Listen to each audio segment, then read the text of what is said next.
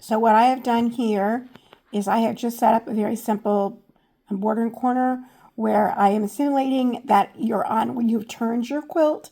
So that's why there's nothing in the corner. So I had selected a block for a corner, but it doesn't really matter. I just wanted to have two endpoints that you might have to match up. So that's what I've done.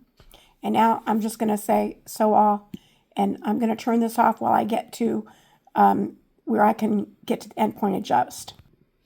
So now I'm in the next screen, and I'm going to go up here to the endpoint adjustment right there. All right.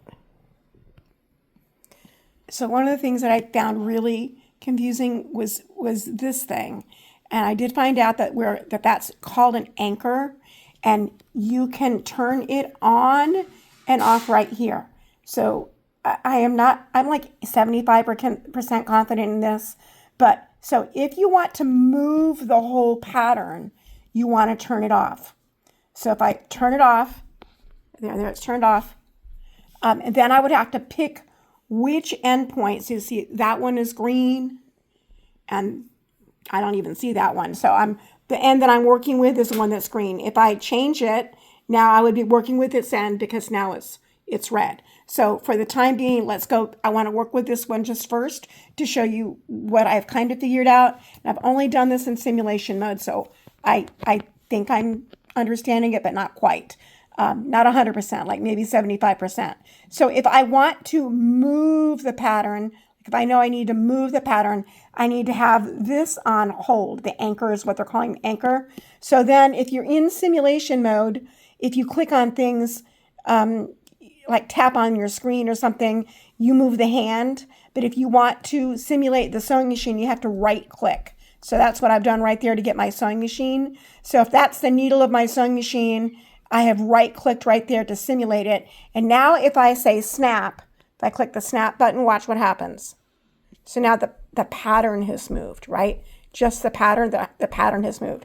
If I wanted to move the right hand side, still again with the anchor off, I would then go to endpoint. Now I'm at the one, the red end is the one that I'm going to work with.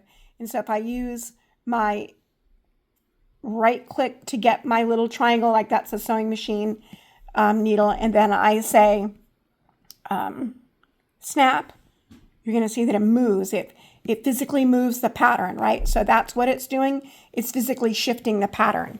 But now when I turn this off and we go to have the anchors, I think what we're doing with the anchors is you're picking the point from which the stitch is going to kind of get redirected.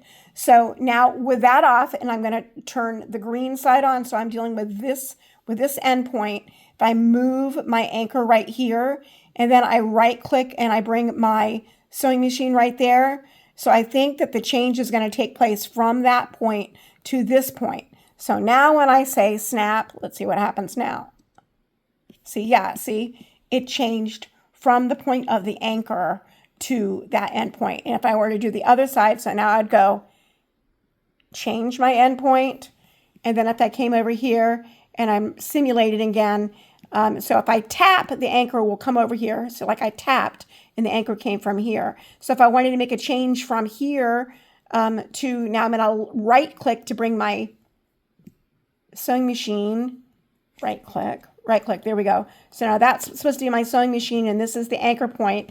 And now if I say snap, so you see it makes the change from your anchor point so that you can get, instead of having like, I still think that's not very curvy, so you might want to play with that one, but like it's going to make the change from where the anchor point is. So I am only like 80% on this. I don't know if this will help you any at all, but that's what I have figured out.